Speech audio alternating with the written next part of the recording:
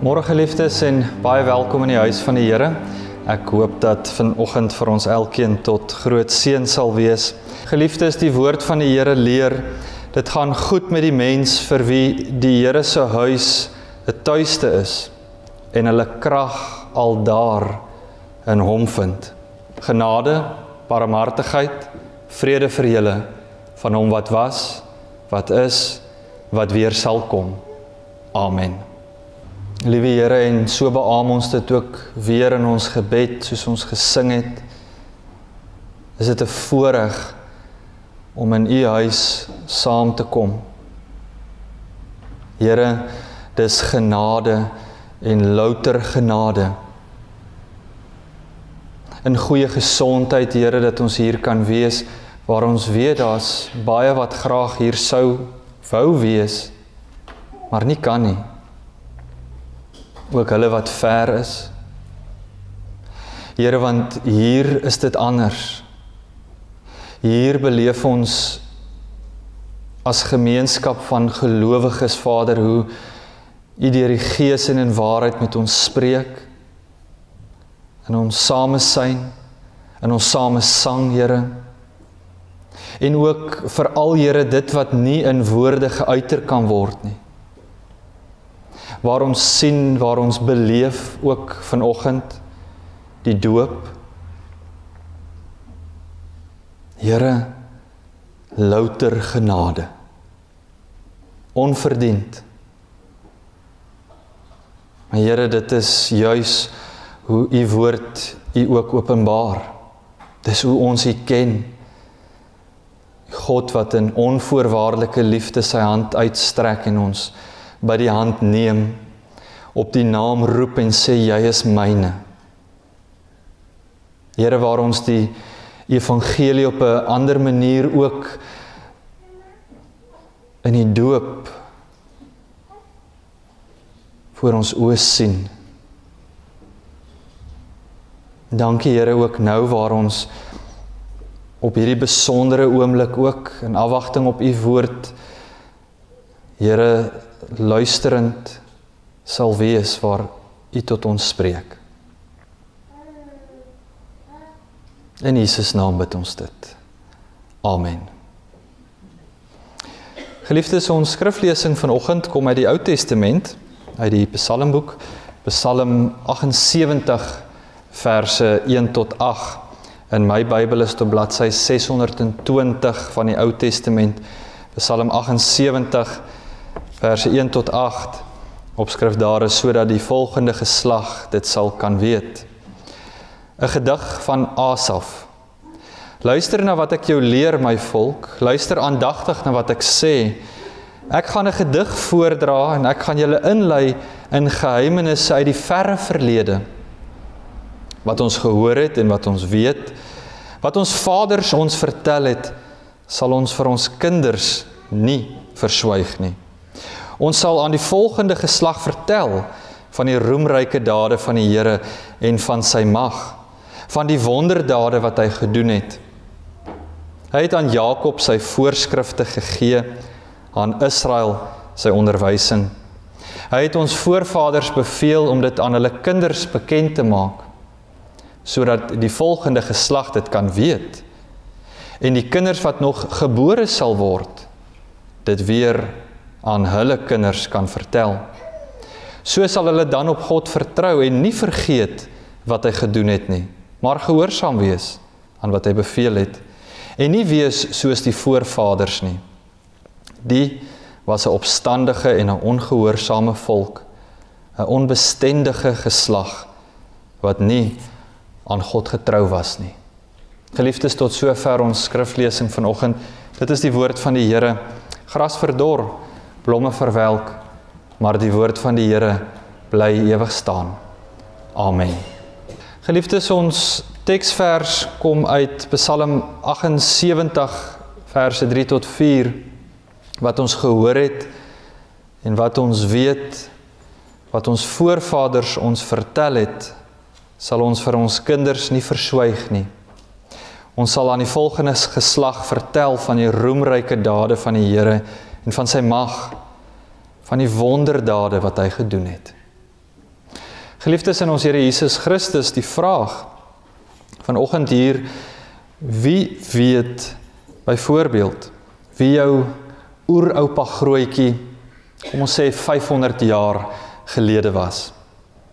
Ek praat nie van die genealogie dat jy hom by name net ken, want dit kan ons almal navors. Ek vra wie ken hulle oupa grootjie? Of dalk net 200 jaar terug, of dalk net 100 jaar terug. Was hy byvoorbeeld aan die vraag 'n gelowige, as ons vra, ken jy hom meer as net by name? Was hy 'n gelowige? Wat het die Here vir hom gedoen? Wat het die Here deur hom gedoen? Ons praat van, kyk terug, 500 jaar. Dit wat ons hier gelees het, was 'n terugkyk van meer as 2000 jaar. Psalm 78 kyk baie verder terug. In hierdie geskiedenis Psalm, soos Psalm 78 'n voorbeeld uitmaak, word vertel, en so gaan lees dit op jou eie tyd verder, van gebeure van Moses tot Dawid. En ja, ons lees van mense wat hulle oeroupa grootjies geken het, wat goed geweet het wat hulle gedoen het. En die vraag dan nou natuurlik is, hoe het hulle dit geweet? Hulle het nie eers al die gevorderde tegnologie wat ons het om na te kan vors nie. Hoe het hulle dit geweet? Iets eenvoudig. Hulle het dit vir mekaar vertel. Paas het dit vir hulle kinders geleer. En hulle sou gereeld by geleenthede oorvertel wat die Here vir ons gedoen het. Wie die Here is. Hoe die Here in hierdie oupa en hierdie oeroupa grootjie se lewe gewerk het. Geliefdes, dis een ding waar ons kan leer by die Bybelse tydse mense. Ons dink nogals baie keer aan onsself as 'n progressiewe geslag, vooruitgang. Die mondelinge tradisie kan ons maar leer in die Bybelse tyd, hoe daai mense dit gedoen het. Paas wat vir hulle seuns woord vir woord vertel het. Die magsdade, die wondersdade van die Here in hulle lewe, en so daardie kinders weer op hulle beurt dit aan hulle kinders vertel, woord vir woord. Jy kan dit haas jou nie indink nie. Trouwens geliefdes, dis hoe ons te danke het dat ons die Bybelse teks het soos ons dit in manuskripvorm het, in die eerste plek. Die Bybel was by verre nie 'n boek wat eers net neergeskryf is dadelik nie. Die ontstaan van die woord van die Here was mondelinge tradisie. Woord vir woord oorvertel. So gereeld gehoor dat later is dit neergeskryf en verskillende familiegroepe, so besef ons, staan mens in absolute verwondering in Bybelvertaling dat so iets moontlik kan gebeur. Waar manuskripte uit verskillende teksfamilies na vore kom en uit mondelinge tradisie, en hier vergelyk jy hierdie tekste en hulle kom baie naby aan mekaar. Tot die Bybelse teks soos ons dit het. Ons kan maar leer by die mense van die Bybelse tyd as dit kom by storievertelling. Dis nogals iets wat ons verleer in ons dag en tyd om as gesinne vir mekaar stories te kan vertel. Kyk mens net terug in jou eie gemeentelewe, die ontstaan van ons gemeente, die storie daarom, hoe dit gebeur het. Dis lewendig, dis dinamies, dis vir die geslag wat nog gaan kom ook, want dis 'n kyk na die verlede, maar dit sê ook meer, dit sê wie ons is. Dit sê wie ons as hervormers is, hier aan die suidpunt van Afrika. Ons spesifieke, unieke teologie, behoudend, maar dinamies. Dis dinamies, geliefdes. En ouers het dit by hulle kinders ingeskerp. Hoekom? Want dit was mondelinge tradisie, dit is natuurlik nog steeds ouers se Godgegewe plig, maar ook 'n voorreg. As ons praat van plig, moet ons ook tegelykertyd sê dis 'n voorreg om van die geloof te deel en dit aan jou kinders oor te dra. En hoe? Groot, ingewikkelde teologie? Nee. In stories. In eenvoudige verhale het die mense van die Bybelse tyd oorvertel hoe God goed was, hoe God ons gebring het tot hier. En so is hierdie verhaal oorvertel. En dit is presies wat Psalm 78 so mooi beskryf. Geliefdes, iets van hierdie soort ouerskap, plig, maar voorreg om te kan oorvertel, weer te gee. Het ons iets by die bekende kerkvader in die vroeë kerk, Chrysostomus, kan ons baie leer. Hy het ouers vergelyk, presies soos Psalm 78 dit beskryf, as mense wat beeldhouwerk doen. Ouers as beeldhouers. En interessant genoeg het hy gesê, dat ouers in hulle kinders die beeld van God moet help herstel. Ek sou nou gedink het, Chrysostomus sou sê, 'n ouer se plig is om die beeld van God in 'n kind te vorm. En dit is waar. Maar hy kies die woorde te help herstel. Ek dink Chrysostomus sou 'n goeie kerkhervormer gewees het as hy later gelewe het, want so sê die reformatie ook, ons is in sonde gebore en ontvang. Daar is baie wat ons nog moet leer. Soos beeldhouwerk vorm, moet ons by ons kinders ook beeld herstel. Soos Jesus Christus tot 'n groot mate, geliefdes, sy disippels geleer het. Verkeerde idees wat hulle gehad het, wat hy moes regstel, so ook weet ons al te goed, is daar baie in ouerskap, ons wat leermeesters is, wat ons moet reghelp aan ons kinders, regstel. Dink so daaroor. Nee, ons doen dit so. Dis 'n beeld wat moet herstel. Nou, ouers, geliefdes, het volgens Chrysostomus die taak om hulle kinders, natuurlik, ons sal hierdie lysie mooi kan verstaan, Bybel te lees, te bid, goeie voorbeelde te wees, navolgenswaardige voorbeelde. Ek dink dis voor die hand liggend. Maar nog iets uitstaande wat Chrysostomus uitgelig het, is dat hy gesê het, veral die nalaat daarvan, het hy beskryf, dis die grootste onreg wat mens jou kind kan aandoen, is om hulle nie van die Here te vertel nie. Dis as ware die ewigheid wat mens van hulle weerhou. Kan julle hoor, hierdie sin van hervertel kom baie sterk na vore. Psalm 78 sê dieselfde. Ofwel dalk moet ons dit andersom sê, Psalm 78 sê dit reeds. Hierdie vroeë kerkvader het maar net beaam wat Psalm 78 gesê het. Waar kinders nie in die weë van die Here onderrig word nie, leef mense ongehoorsaam. Ons kyk maar net in ons samelewing daar buite. Word mense opstandig teen God, vertrou hulle nie meer op God nie. Hoekom nie? Want hulle ken nie vir God nie. Hulle weet nie wie hierdie God is nie. Hulle weet nie hoe hierdie God in hulle ouers, grootouers, voorouers se lewe uitgeleef het nie. Wat dit vir hulle beteken het nie, en raak hierdie wonderdade van God verlore vir ons nageslag. Word God, geliefdes, vir ons kinders 'n veraf God? Dalk kan ons sê 'n God van die verlede, 'n oudtydse God. Want dit gebeur ook in die samelewing. Dis wat die wêreld daar buite ook van God sê. En daarom hierdie klem in Psalm 78 op die taak van ouers. Ek wil dit so lank dalk al sê vir u, ons kom later daarby uit. Jy hoef nie kinders te hê in hierdie geval, in ons gemeentegeval, as gemeenskap van gelowiges, om nie as 'n ouer geken te wees nie. Daar is ook 'n plig, al is jy kinderloos. Of dalk, al het jy kinders en hulle is al groter, as jy oupa en ouma, is dit nog steeds vir ons elkeen. Geliefdes, Psalm 78 lê sterk klem op hierdie rol van hervertel, oorvertel, weer vertel. En dan is ons weer by hierdie beeld van Chrysostomus as die ouer as 'n beeldhouer.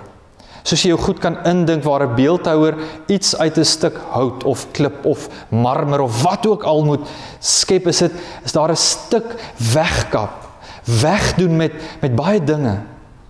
Maar hierdie wegdoen is nie noodwendige verlies nie, is juist 'n vormingsproses. Dis iets in wording, dis 'n maakproses. Die ouer moet alles wegkap wat nie pas by die beeld van Christus nie. Hoor weer verse 5 tot 7.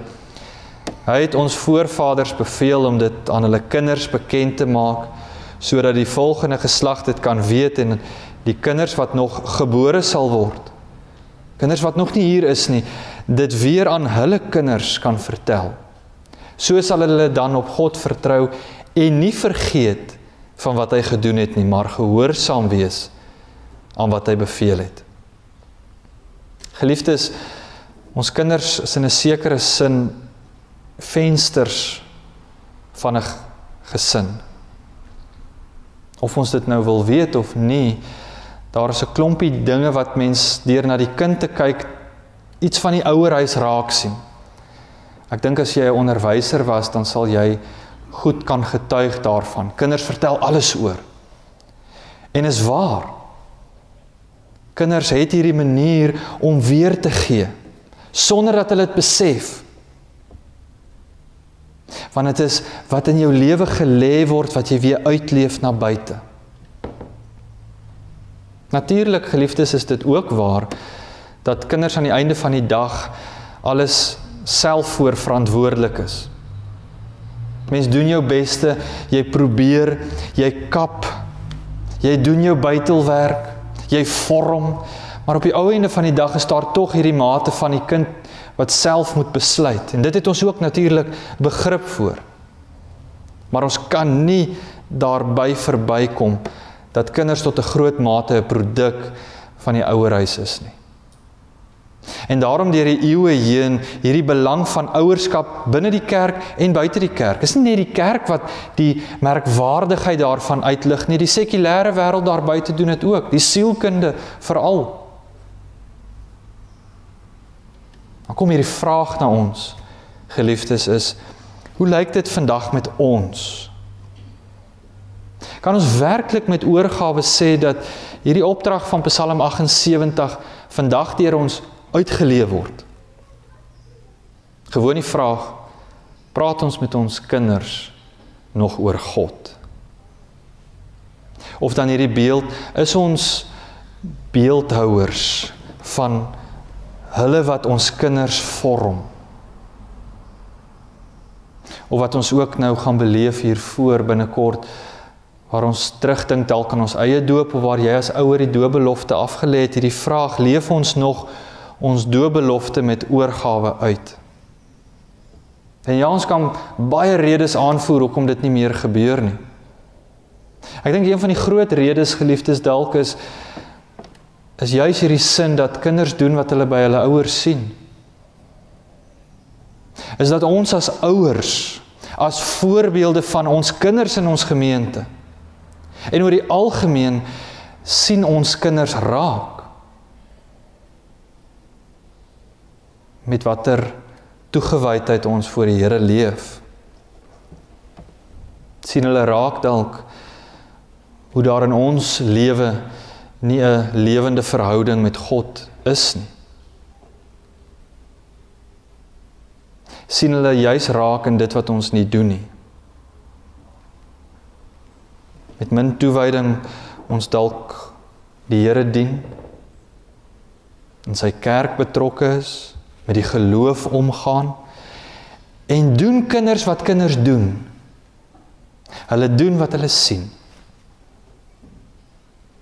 Geliefdes, ons staan eintlik voor 'n groot erns hier in Psalm 78. Maar dan kom die vraag ook eintlik vir ons, of ons as ouers nie tog te veel alleen op die kerk steun, of die skool dan nou vir ons kinders se geestelike vorming nie.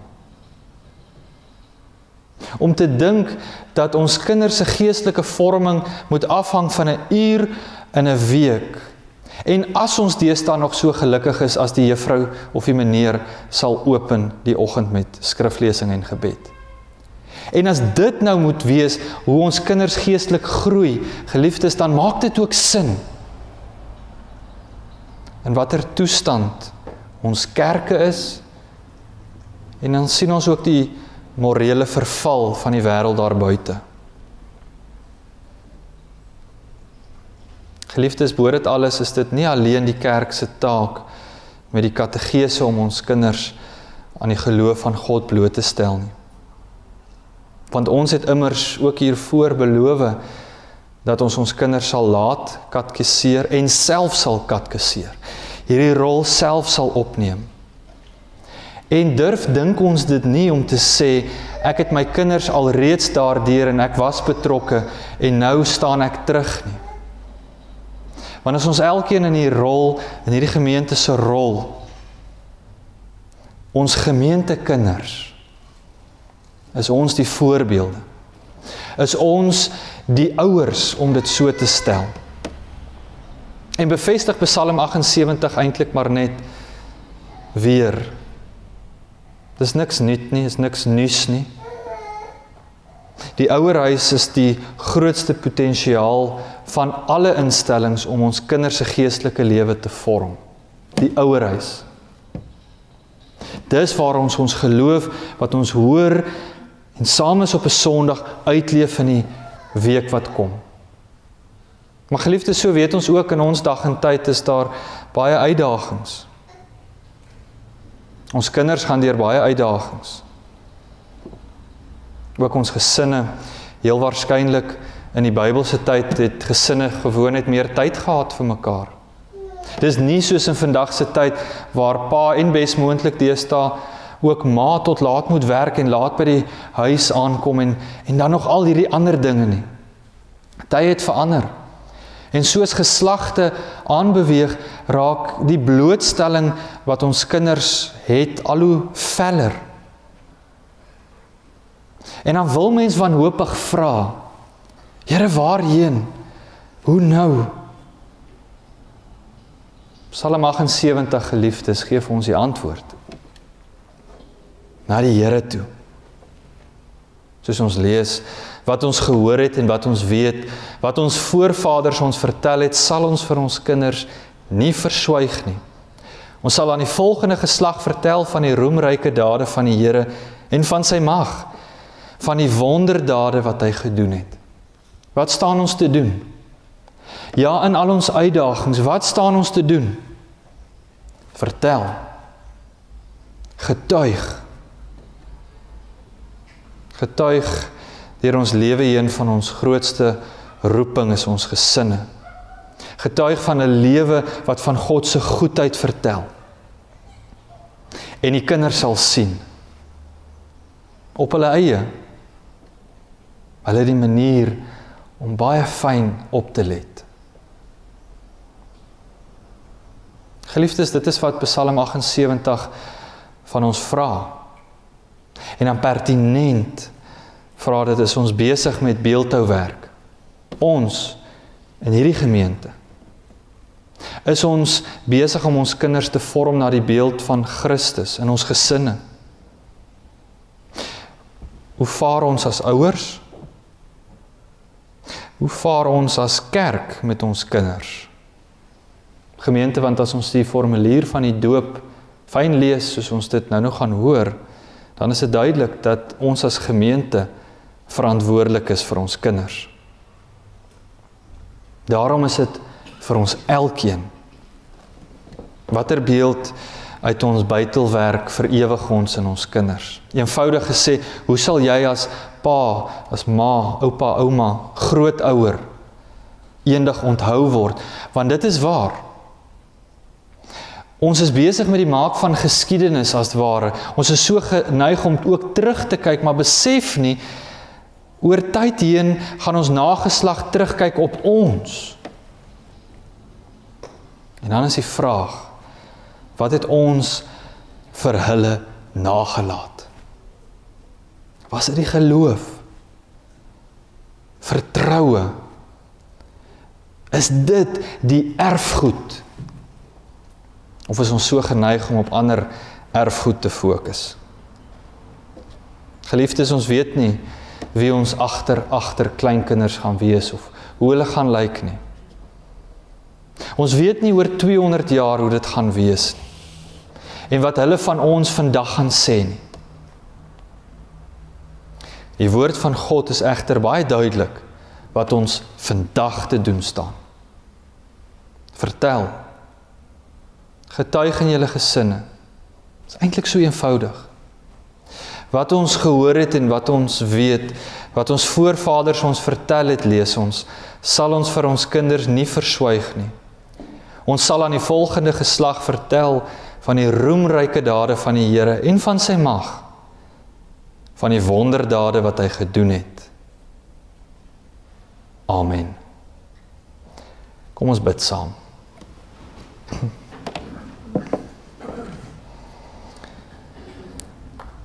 Liewe Here, ons besef dadelik dat die blote feit dat ons hier is, genade is. Here, dat ons ook die produkte is van ons voorgangers, ons voorouers.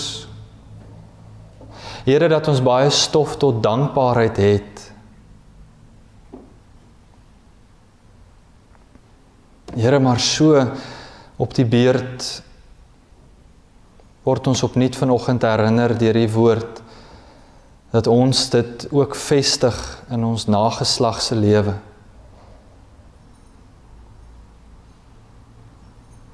Dat ons kinders ons fyn dophou. Here, dat hulle doen wat hulle sien.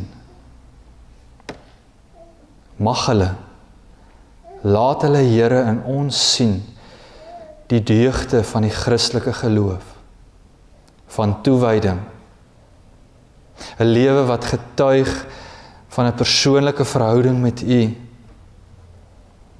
Ja, Here, 'n lewe wat nie voorgee om perfek te wees nie, maar juis wat ons skuld in daaglikse bekering voor U bring, U wat versoen, vergewe, en ons wat dit uitleef, dat ons kinders dit sal sien. Here, waar ons in vrymoedigheid na die troon van genade gaan, en 'n lewe van dankbaarheid leef, dat hulle dit sal sien. Here, dankie in daardie opsig. Ten spyte van die wêreld daar buite en die stemme wat sê, die kerke kwyn en krimp. Here, deur die goedheid en alleen die genade, dat ons fokus. Ten spyte, ja, van ons uitdagings, maar hoe ons groei. En in daardie groei, Here, dat ons 'n voorbeeld is. 'n navolgenswaardige voorbeeld. En die lewe is kort.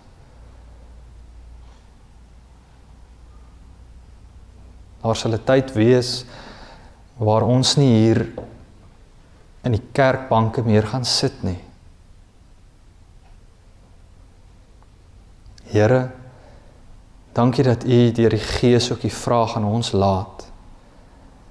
Wat het ons nagelaat? Was dit geloofsgoed? Mag dit so wees, Here. Staan ons by. Laat dit so wees. In Jesus naam. Amen. Ek vra dat Constant en Annelien asseblief na vore sal kom. Gemeente van ons Here Jesus Christus, God het ons lief en ons is sy kinders lank voordat ons van God bewus raak. Dit word deur die doop bevestig.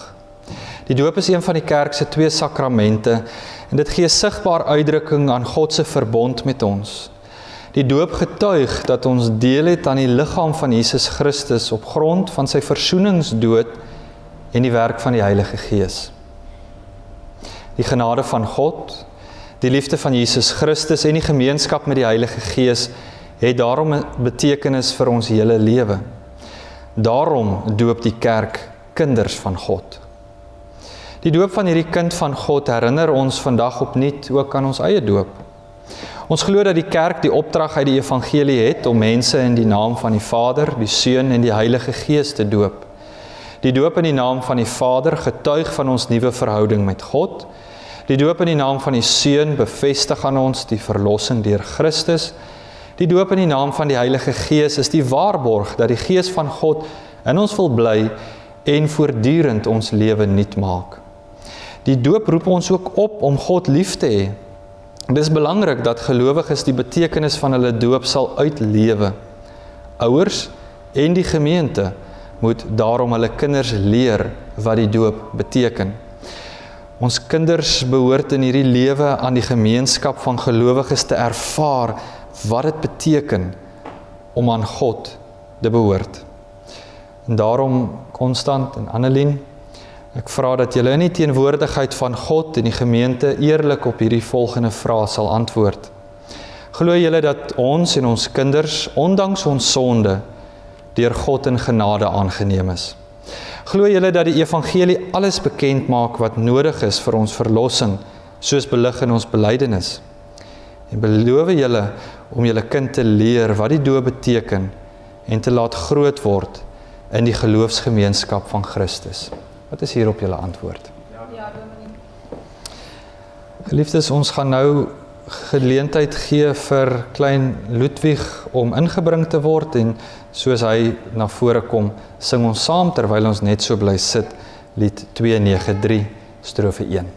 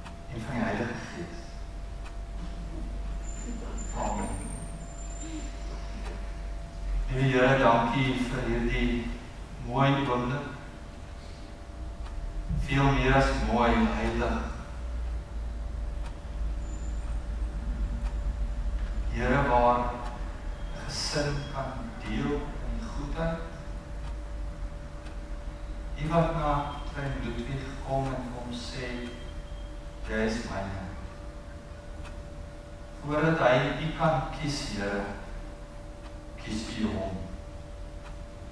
Het u hom op die naam geroep, is hy, Here, in die naam gedoop, volmaak, soos u is. Dankie, Here, dat ons as gemeente hierin kan deel. Here, waar ons 'n gemeentekind deur die doop se inleiding ryker word. Here, maar besef ons die gewig van die saak. Nog een meer. Om hierdie heilige verantwoordelikheid uit te leef. Staan ons, Here, as gemeente by. Staan, Here, hulle as ouers by die erns van hierdie saak. Dankie daarvoor, dat u ons ook toerus. In Jesus naam bid ons. Amen. Geliefdes, kom ons sing vir die gesin, die seënbede van die 268 strofe 1 toe. Kom ons elkeen ontvang dan nou ook die seën van die Here.